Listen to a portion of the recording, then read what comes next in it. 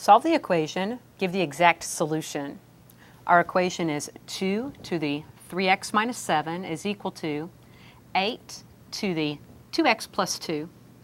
Here we see our variable up in the exponent.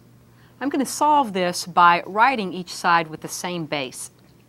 I can turn that 8 into a number with a base of 2 by writing it as 8 is equal to 2 to the third. So now on this right-hand side we have 2 to the third raised to the 2x plus 2 is equal to our left-hand side, 2 to the 3x minus 7. I want to take one more step with this as well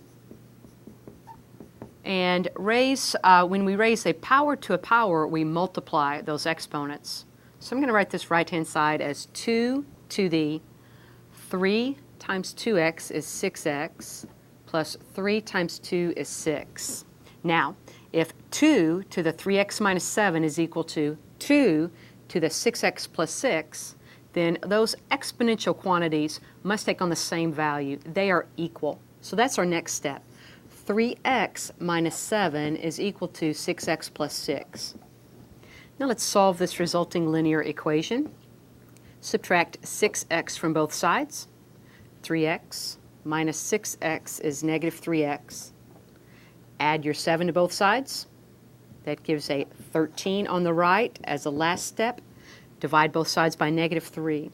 X is equal to a 13 over negative 3, or a negative 13 thirds. It's always wise to check that in your original equation, and a check does verify that our solution set is negative 13 thirds.